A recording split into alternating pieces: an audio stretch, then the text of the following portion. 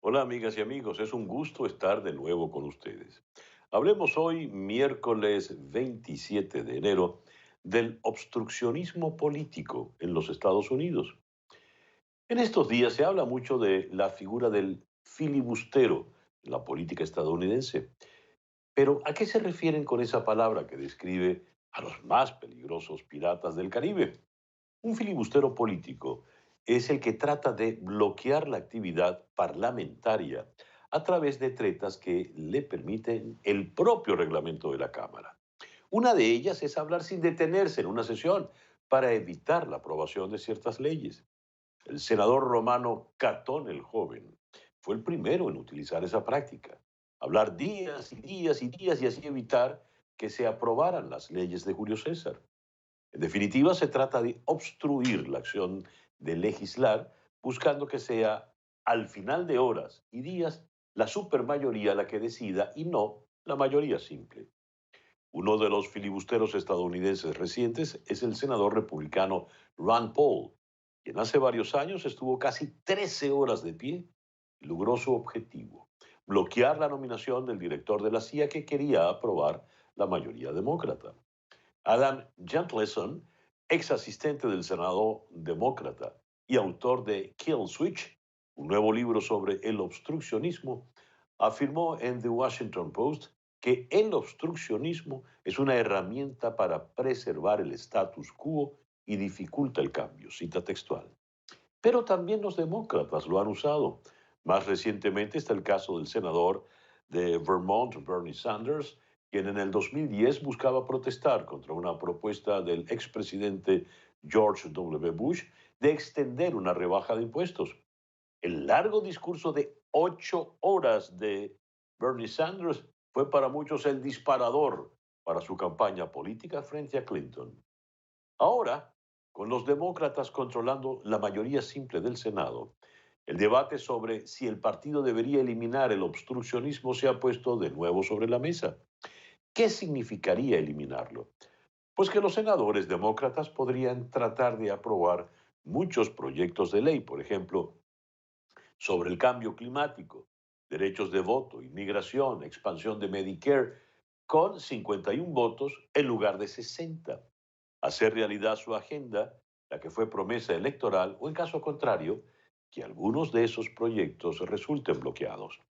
La prueba o medición de fuerzas vendrá de seguro, como señala The Washington Post, cuando el Senado considere un proyecto de ley específico que cuente con el apoyo de una mayoría, 51 votos, pero no de una supermayoría, 60 votos.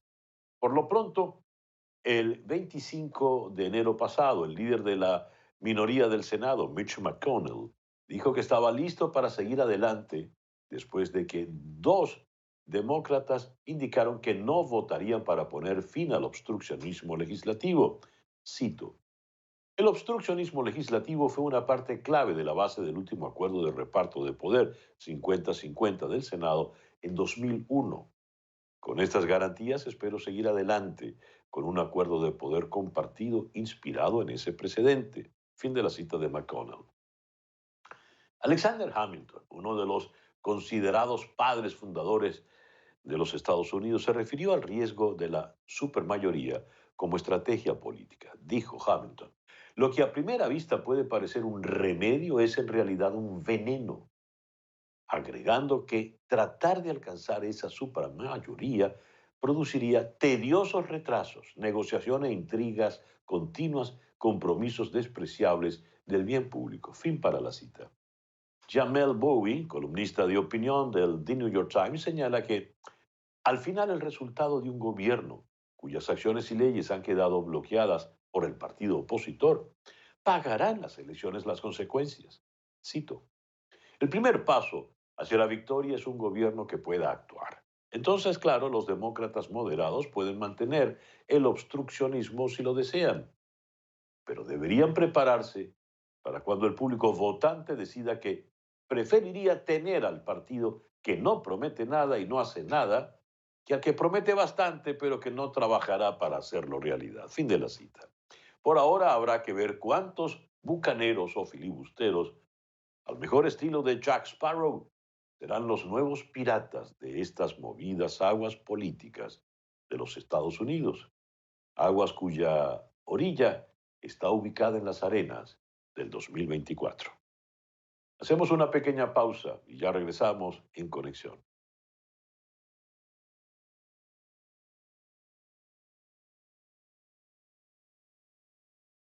Después de nuestro comentario editorial, vamos hasta la ciudad de Washington, donde está la periodista de La Voz de América, Natalie Salas Guaitero. Natalie, gracias por estos minutos en el programa de hoy. Muchas gracias a ti por tenerme presente. Un placer. Natalie, a ver, ayer el Senado le dio el visto bueno al juicio del impeachment, que se llevará a cabo en 2 semanas, pero no se le ve mucho por venir a este juicio. Por lo visto, la situación entre republicanos y demócratas sigue siendo muy dura, una división muy exacta, casi cortada con bisturí. Pero sí se aprobaron detalles importantes, como la nominación de la aprobación del señor Anthony Blinken como nuevo secretario de Estado. A ver, ¿qué nos dices de esa votación y quién es el señor Blinken? Bueno, fíjate que lo que tú has señalado, César Miguel, es muy importante. El juicio político o el segundo juicio político contra el exmandatario Donald Trump, en esta oportunidad tuvo apenas 55 votos a favor, 45 en contra. Como tú lo señalabas, todavía no se le ve mucha luz verde de aquí en adelante, porque se necesitarían 67 votos para poder marcar una mayoría calificada en el caso de condenar al exmandatario. Ahora, en este momento comenzarían las negociaciones entre republicanos y demócratas para así llegar hasta el 8 de febrero, fecha que se ha marcado para el inicio del juicio político en el Senado y que el expresidente Trump tenga el tiempo de hacer todos sus arreglos con abogados, etcétera. Tú hablabas de Anthony Blinken, bueno, el nuevo jefe de la diplomacia aquí en Estados Unidos. Tiene en su agenda puntos importantes que tienen que ver, primero, cambio climático, la reinserción de Estados Unidos en el Acuerdo de París, del cual Ya. salió en 2017 por el expresidente Trump. Lo mismo, normalizar las negociaciones con la Alianza Atlántica, con la OMS, para el cual también ha nombrado a Anthony Fauci como el líder de este equipo de trabajo. Igualmente ha tenido palabras con respecto a Venezuela, a Nicaragua, a Cuba, a países del Triángulo Norte. Es decir, tiene una agenda bastante llena el señor Blinken, que fue, por cierto, es una persona muy cercana al actual presidente Joe Biden porque trabajó con él cuando Biden era vicepresidente en la administración del expresidente Obama. Trabajó también en el Comité de Relaciones Exteriores del Senado y fue subsecretario de Defensa también con la administración Obama. Es decir, que tiene una larga trayectoria en la diplomacia y es una persona, al parecer, de mucha confianza de la actual administración. ¿Qué nos puedes decir de las palabras de Blinken con relación a Venezuela?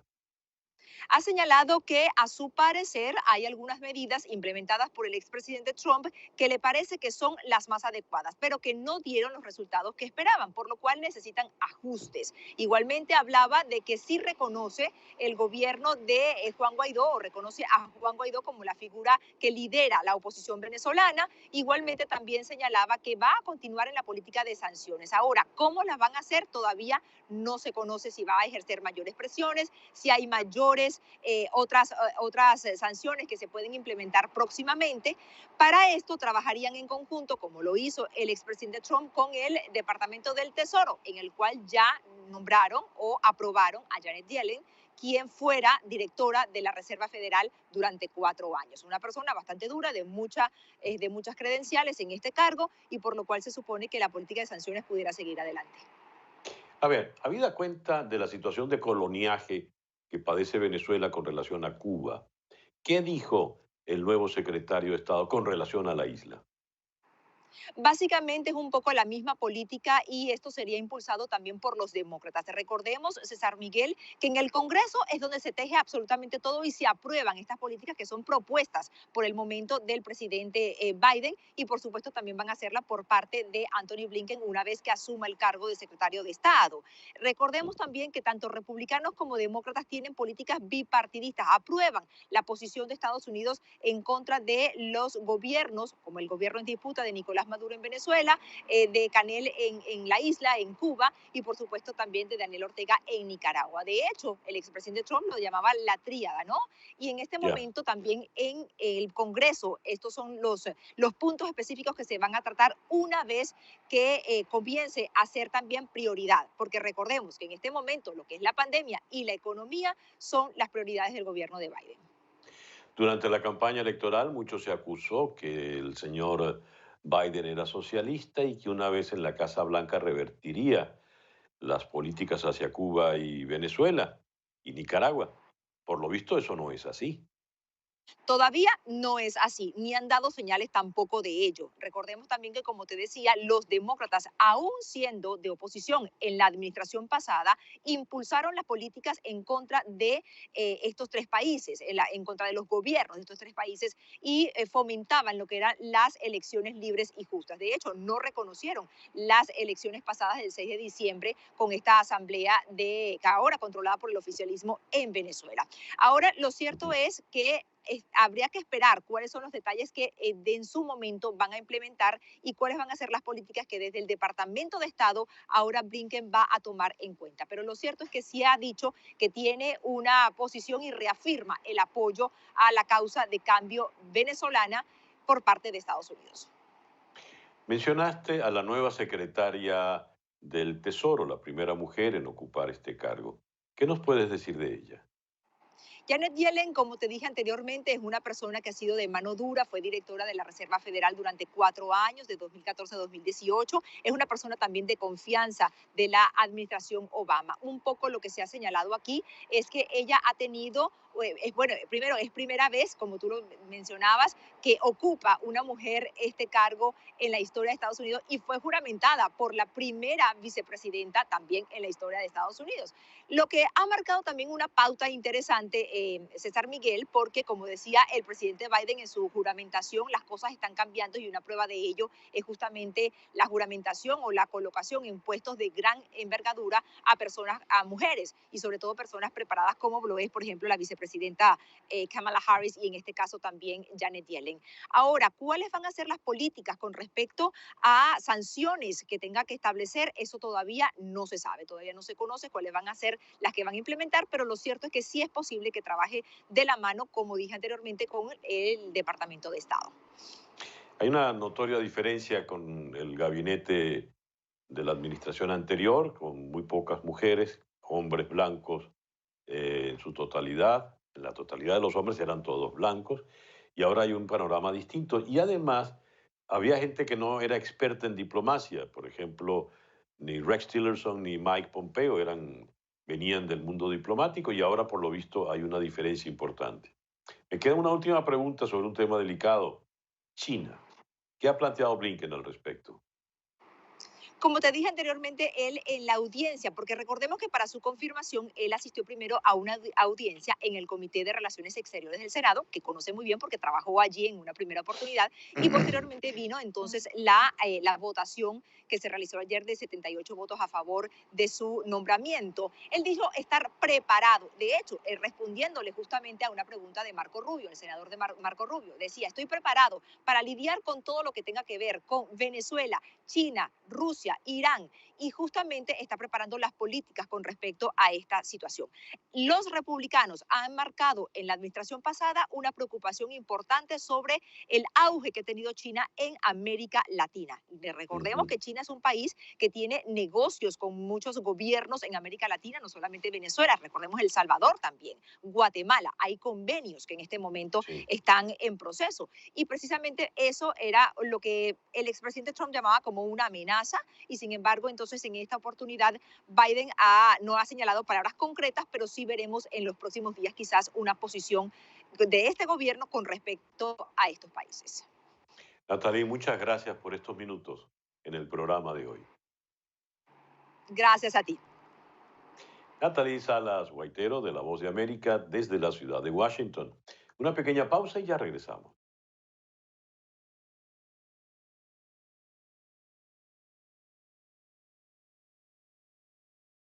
En nuestra conversación anterior con Natalie Salas Guaitero, quedó claro que no habrá mayor cambio en la política hacia Venezuela por parte de la administración Biden.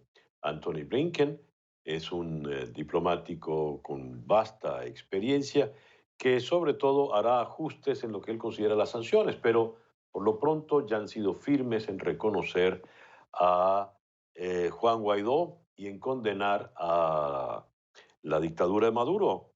Le calificó el señor Blinken en su comparecencia en el Senado como un dictador brutal. Esta mañana en nuestro programa de radio Día a Día conversábamos con el profesor en la Universidad Internacional de Florida, Eduardo Gamarra, quien nos decía, Blinken en realidad es un conservador con mucha experiencia. De manera que los que habían vendido a la administración Biden como socialista, que aliviaría la presión sobre Venezuela, pues no tenían razón, se han equivocado y va a todo lo contrario. Esto nos lleva a un punto interesante. ¿Por qué ciertos sectores en Venezuela se compraron plenamente la idea del supuesto socialismo de Biden en una suerte de encandilamiento por la figura y el discurso de Donald Trump? ¿Dónde está la realidad? Vamos a consultar esto con la doctora María Isabel Puerta Riera, doctora en Ciencias Sociales en la ciudad de Orlando. María Isabel, muchísimas gracias por estos minutos en el programa de hoy. Muchísimas gracias a ustedes, César Miguel. Encantada de estar aquí. María Isabel, queda claro que la línea política de la administración Biden va más o menos por el mismo carril. Sin embargo, en Venezuela algunos sectores ven esto de manera estridente. ¿Por qué esa obsesión con Biden, con Donald Trump en contra de Biden? Bueno, primero yo quisiera diferenciar los dos sectores, porque hay una razón para los venezolanos que viven en Estados Unidos, independientemente de su situación, si votan o no votan, con relación a la antigua administración y al presidente Trump. Y otra pareciera, es lo que he captado de las redes sociales y de los mensajes que familiares nos envían en Venezuela. Ahí hay dos lecturas que hacer. Yo creo que en Venezuela hay una reacción al vacío desde el punto de vista del liderazgo político en términos más emocionales y afectivos que políticamente hablando, ¿no? Hay una necesidad de llenar ese vacío con un liderazgo que le hable al venezolano que quiere eh, encontrar una solución rápida a su realidad inmediata, que es la de un régimen político que desconoce derechos fundamentales, necesidades básicas. Entonces, por supuesto, en ese vacío hay una persona que le habla a Venezuela en términos de esa ruptura con un régimen político abusivo. Y, y creo que ese vacío lo llena Trump no solamente por las características o las cualidades que pueda tener su administración o que haya tenido su gobierno, sino él como líder político. Eso, por supuesto, pareciera que es lo que ha calado en un sector de la oposición en Venezuela, que no es que sea muy distinto del venezolano que hace vida aquí en Estados Unidos y muy concretamente en la Florida. Aquí hay Ujú. otros elementos que habríamos que incorporar que tienen que ver con una realidad política y con una necesidad de participar políticamente en una sociedad que tiene unos valores y unas costumbres que para nosotros son diferentes. Y lo mencionaba, hubo gente que compró ese discurso del Biden socialista y que ahora se están encontrando con que no es que solamente Biden nunca ha estado de ese lado del espectro político, sino que además los demócratas tienen pues una gran variedad de Mm. corrientes y subgrupos. Y lo estamos viendo ahorita, es una realidad política que implica negociar no solamente con el Partido Sí. Republicano, sino también dentro de los demócratas. A ver, María Isabel, fíjate, al día siguiente de Donald Trump salir de la Casa Blanca y entrar Biden, al otro lado del océano, en África, en Cabo Verde le dan casa por cárcel a Alex Saab. En el Twitter se leyó, salió Biden y ya le dan casa por, entró Biden y ya le dan casa por cárcel a Sí, Saab, como si una cosa tuviese una vinculación directa con la sí, otra. Me gustaría sí. tu opinión al respecto. Yo creo que para ese sector que está muy persuadido de que Biden y los demócratas son socialistas o que son contrarios a lo que son sus intereses, ese sector va a seguir buscando el cumplimiento de sus es como si fuese el horóscopo, ¿no? Las predicciones. Ujú. Biden es socialista, va a negociar con Maduro para favorecer a Maduro, entonces eso forma parte de esa narrativa. Yo no sé qué tanta experticia haya en aquellos que opinan de esa manera sobre cómo se dan o cómo se formalizan esas decisiones en Cabo Verde. Yo no soy especialista, pero estoy segura que el presidente Biden no tiene ese poder como para influir en, en el aspecto legislativo o judicial de ese país. Sin embargo, eso simplemente va a seguir reforzando esa narrativa de que el presidente Biden va a hacer todo lo que vaya en contra de los intereses de esos venezolanos que esperan, por ejemplo, no sé, la invasión o que vaya por ese lado el uso del poder. Hay algo enfermizo en esto porque cuando se decía todas las opciones están sobre la mesa, se descubrió que no había ninguna opción sobre la mesa. Sobre todo que cuando hablaban de todas las opciones, querían ver solo una, la opción militar, y esa fue la que menos estuvo jamás. Ahora bien, digo que hay algo enfermizo en todo esto porque está lejano de la realidad. Tan lejano de la realidad como asumir que el líder que necesito es un líder foráneo, es un líder que está lejos de mi país, que ni siquiera habla mi idioma, que nunca ha venido a mi país y que yo por cualquier razón, más en el capricho que en la lógica, asumo como mi verdadero líder. Tú lo describiste muy bien al comienzo de tu conversación. En la ciencia política, ¿cómo se puede describir ese fenómeno? Porque en definitiva estamos hablando de un proceso muy lastimoso. Estamos hablando de una población, un sector de la población venezolana que políticamente está huérfano y está llorando Sí, desesperadamente claro, esa orfandad. claro que sí. Es que por una parte hay una necesidad y un anhelo de tener un caudillo. Ujú. Y yo no sé si ustedes se han fijado en esas expresiones que usan algunos de sus fanáticos en Venezuela, el catire. A mí eso me suena tan familiar y sin embargo están hablando de una persona con la que no hay ningún vínculo desde el punto de vista afectivo, emocional. Sin embargo, depositaron en esa persona todas sus esperanzas. A mí me parece que ahí concurrieron dos fenómenos. Por una parte, el liderazgo político que decidió que esa era la única salida, prácticamente hizo un outsourcing con la administración de Trump y apostó todo a esa relación. Y por otra parte, desde el punto de vista de la conexión con el liderazgo, los venezolanos que se sintieron huérfanos en orfandad política me refiero. Una vez que ese proceso de outsourcing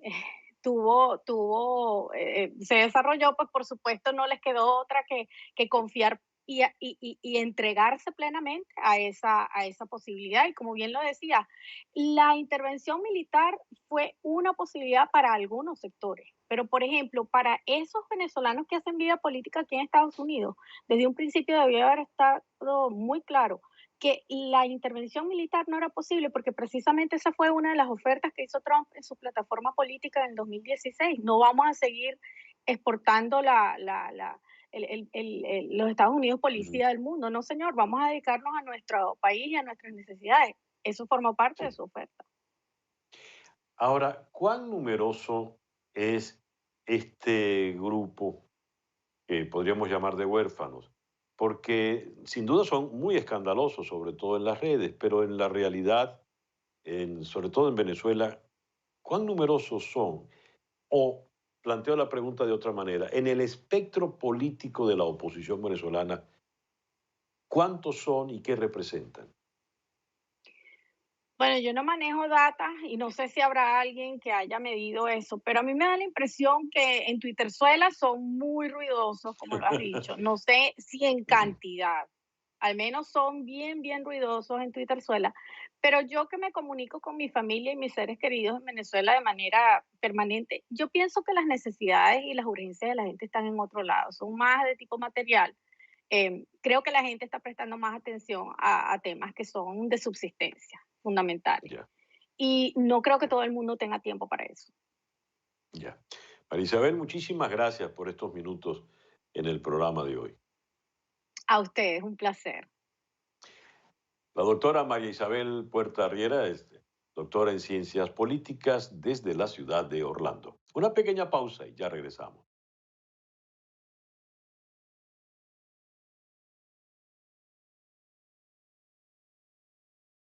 Jair Bolsonaro, desde hace rato, es un confeso admirador de Donald Trump. En Brasil le dicen algo así como Trumpito o el pequeño Trump. Ha querido emularlo en todo. Pues bien, quieren las circunstancias políticas y de sanidad que algo parecido ocurra.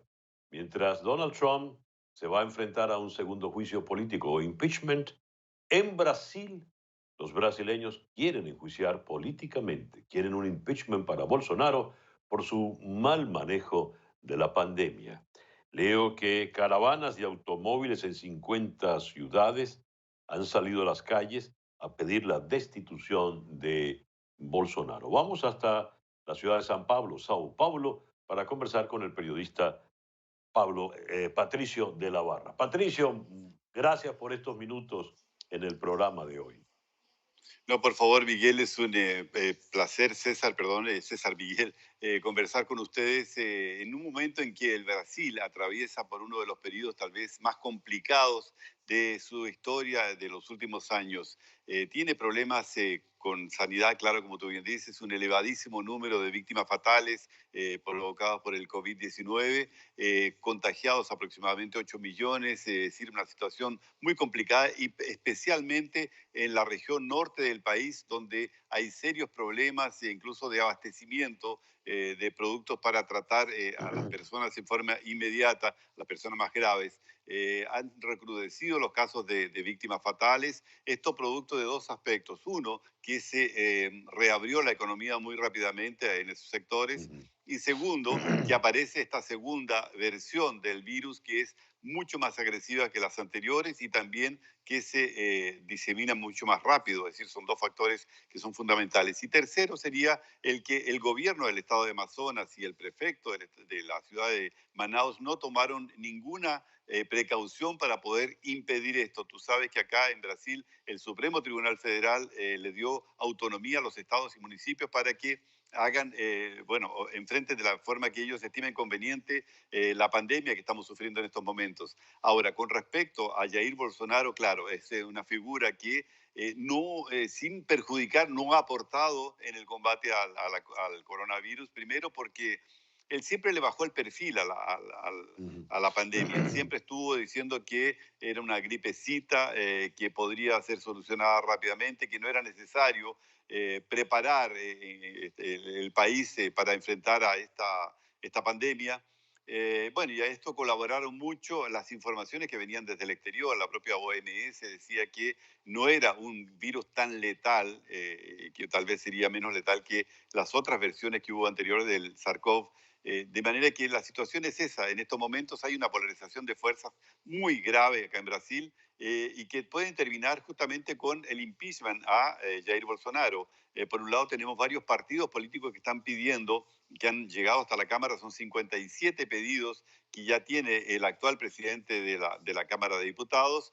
Y él termina su mandato el día 1 de febrero, el día 2 o 13 ya hay elecciones del nuevo presidente de la Cámara, que si es un candidato opositor a Jair Bolsonaro, con seguridad que uno de estos pedidos de impeachment debe pasar y seguramente ahí tendremos este proceso larguísimo, engorroso, complicado como el que tuvo Dilma Rousseff por otros motivos, ¿no? Patricio, es difícil marcar la frontera entre el problema de sanidad por el COVID y el problema político. Como vemos, has descrito muy bien, las autoridades locales en el norte del Brasil pueden tener una alta responsabilidad, pero el Brasil todo, por lo visto, está pidiendo es la cabeza de Bolsonaro. ¿Qué hay detrás de estas solicitudes de impeachment? ¿Quiénes se están moviendo? ¿El Partido de los Bueno, Trabajadores? ¿Algunos otros sectores? Entra un poco en esa materia para comprender qué pasa políticamente en Brasil. sí, habría que hacer un poquito de historia. Recordemos que el Partido de los Trabajadores y partidos muy próximos a él, inclusive con una orientación más de izquierda, estuvieron en el gobierno prácticamente 16 años.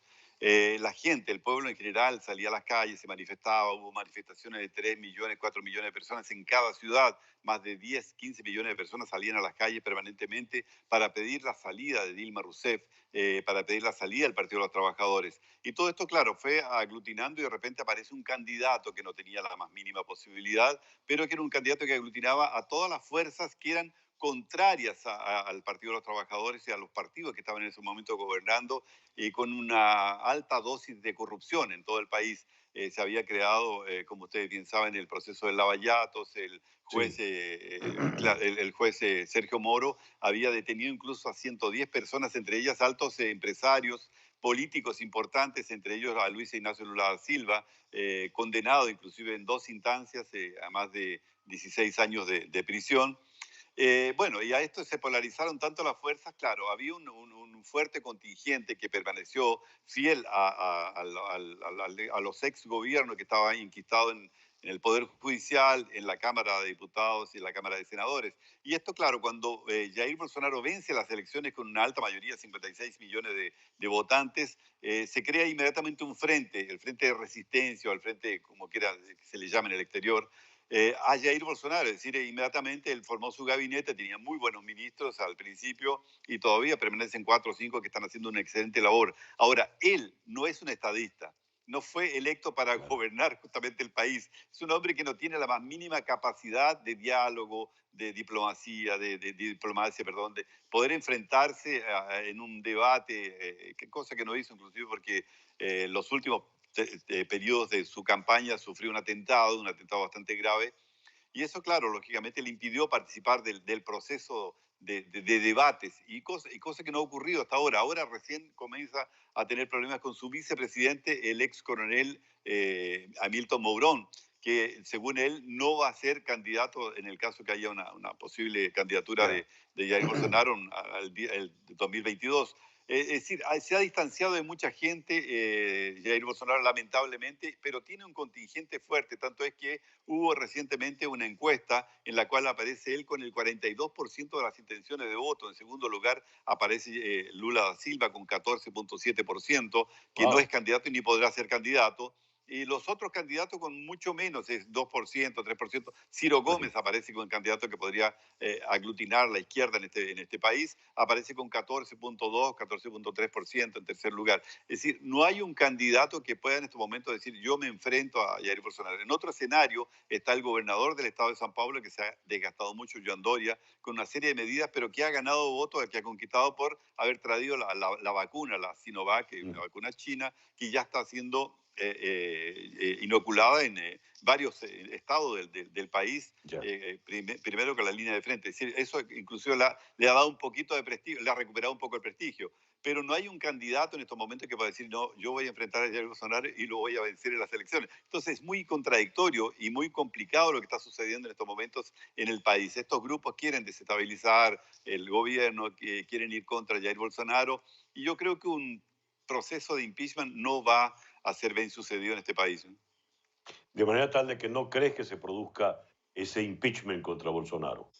Yo creo que se puede producir, en primera instancia, se podría producir que la Cámara acepte uno de estos pedidos, dependiendo, como te decía anteriormente, si el candidato electo, o si el presidente nuevo es contrario desde la oposición, con seguridad que lo va a colocar en pauta. Ahora, no sé si el resto de los 513 diputados y 81 senadores van a aceptar un pedido de impeachment en una situación crítica como la que tiene Brasil en estos momentos, en que tiene un enemigo que es común a todos, que es la pandemia, ¿no?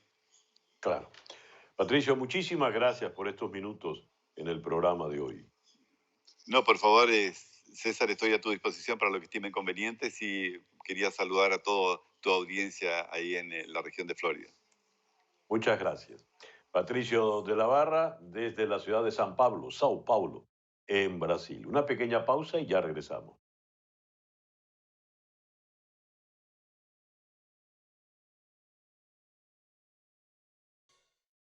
La poderosa red Twitter acaba de lanzar una prueba piloto para que sus usuarios obtengan información.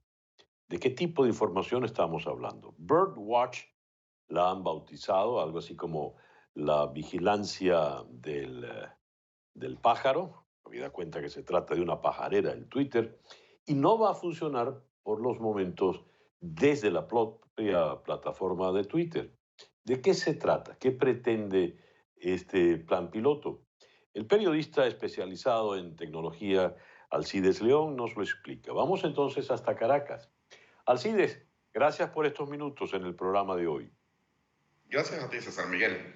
Interesantísimo lo que plantea Twitter para intentar frenar un poco la controversia que se levantó cuando ellos tuvieron que bloquear la cuenta de Donald Trump recientemente, ¿no? Es un proyecto donde ellos quieren meter a los usuarios a que parte de los usuarios de la red sirvan como los mismos, digamos que de alguna forma sensores, no sensores realmente, pero que sí califiquen el tipo de contenido con la posibilidad de que si, por ejemplo, hay un tweet que es escandaloso o que tiene algún tipo de información que no debería tener, puede haber usuarios autorizados los cuales agreguen contenido o agreguen su punto de vista a esa información. Entonces, en un caso como el que ocurrió con Donald Trump, por ejemplo, podrían haber gente que estuviera comentando sobre que no era conveniente la salida de la gente al Capitolio en ese momento, o que pudieran decir de que las alegaciones, por ejemplo, en cuanto a los fraudes, no eran ciertas porque no había ningún tipo de demostración jurídica hasta entonces en los tribunales. La idea es intentar salirse del gran problema en que se metió Twitter. Ya lo decía hace unos días Jack Dorsey, quien fue fundador de Twitter y quien es actualmente el que lleva las riendas de él, en un hilo interesantísimo que sacó el día 13 de enero, en el mismo Twitter, donde él decía que él no celebraba ni sentía ningún tipo de orgullo por lo que habían hecho al suspender la cuenta de Real Donald Trump, y hacía una reflexión, que está a libre albedrío de las personas juzgarla a favor o en contra, pero sí hacía una reflexión muy interesante sobre el poder que tenía un medio o que tenía una empresa en este momento, que podía tener un individuo, en regular la conversación mundial. Y él decía que le asustaba que ese poder se pudiera ejercer porque ese poder realmente debería responder a los lineamientos de la Internet, de ser libre, de ser autocensurable o de alguna forma autorregulable, y que no debería descansar en una empresa ni nada. Y de hecho él hacía un comentario, César Miguel, muy importante, sobre que al momento de ellos cerrar la cuenta de Real Donald Trump, pensaban que habían hecho lo que era más conveniente. Sin embargo, no se sentían bien porque ellos dicen que cada vez que suspenden una cuenta, sienten que ellos han fracasado en su tarea de crear una conversación agradable. Pero que él veía con terror cómo después, cuando Donald Trump pasa a Parler y abre su cuenta en Parler, cómo decide Apple, Amazon, Google, etcétera, sacar a Parler de la oferta de aplicaciones. Y él decía que eso iba en contra de lo fundamental de la red. Es una discusión muy compleja, porque estamos hablando de empresas que funcionan en las redes sociales y se convierten en redes, comparándolas como si fuesen medios de comunicación. Un medio de comunicación, digamos, The New York Times, es una empresa comunicacional, es un periódico que transmite información, emite opinión y hace diversas coberturas del acontecer mundial. Una empresa como Twitter en las redes es una empresa que brinda instrumentos para que la gente se comunique. Y cuando le suspenden la cuenta a Donald Trump, muchos en el mundo empiezan a reclamar la libertad de expresión que ha sido atentada contra el presidente, como si fuese que The Washington Post prohibió el artículo de Donald Trump. A mí me gustaría tu opinión al respecto, porque en definitiva alguien dijo, Twitter es como si fuese un restaurante, como tantos en todo el mundo, donde usted ve, hay una entrada que dice, se reserva el derecho de admisión. Y Twitter pudo decir, usted no va a utilizar mi mecanismo para comentarios incendiarios que pueden ser peligrosos para la población, como en efecto ocurrió el 6 de enero. ¿Qué opinas de esto, Alcides? Bueno, precisamente es lo mismo que dice Jack Dorsey en su reflexión, ¿no? Y me parece interesante. Él dice, bueno, nosotros sin sentirnos a favor o en contra de lo que hicimos, o sin sentirnos bien por lo que hicimos, suspendimos la cuenta. Y eso está porque hay unos lineamientos de uso de las cuentas de Twitter. Por ejemplo, no se puede poner pornografía de niños, por decir alguna de las cosas que son malas, o no se puede hacer spam con las cuentas de Twitter o llamar incitar al odio o incitar y crear pánico con fake news. Todo eso está regulado en las condiciones que uno acepta como usuario al principio. Pero él dice, lo grave vino después, en ese sentido, y es cuando Donald Trump cambia su cuenta a Parler y Parler sale de la oferta de Android y de la oferta de Apple como aplicación en esos mercados, y Amazon además dice que no le va a seguir proporcionando espacio para funcionar en su nube. Y ahí es donde vemos lo grave, porque además eso no fue solo real Donald Trump el que salió. Ahí salieron, todas las personas que tenían cuentas en Parler salieron perjudicadas. Todas las personas que habrían hecho algún tipo de inversión, los inversionistas de ahí, los que habían hecho inversión en su marca por construirla en Parler, etc. Entonces, yo creo que ahí es donde viene. Obviamente, los medios se han convertido, las redes sociales se han convertido en medios de facto, ¿no? Así como McLuhan nos decía que el medio es el mensaje de alguna forma, ¿no? Eso estaba empezando a ocurrir, ¿no? Fíjate, pero se han tomado medidas. Google acaba de suspender el subsidio a todos aquellos parlamentarios que estuvieron a favor de las sospechas sobre fraude en las elecciones. Estas son posiciones políticas abiertamente. Sí, posiciones políticas que las empresas realmente deberían poder tomar. ¿Ok? Porque no han sido declaradas empresas de servicio público, ¿no? Yo creo que ahí viene de alguna forma que hay que rehacer la Carta de Derechos Humanos para incluir a Internet de manera muy prolija, digamos muy detallada, porque ya se ha hablado de tener Internet como un derecho humano, pero no se ha hablado de las condiciones de uso de Internet, que ya serían distintos. O sea, todo el mundo puede tener Internet, eso de alguna forma se ha comentado como un derecho. Todo el mundo debería tener el derecho a tener acceso a Internet, pero además que el acceso sea y se mantenga como fue originalmente creada la red, público y para todo el mundo, y que la censura sea una censura posterior ya por obligaciones legales, etcétera, pero no una censura previa. Claro. Alcides, el detalle está en que cuando McLuhan dijo su famosa frase, ni sospechaba lo que vendría después en las redes, ¿no?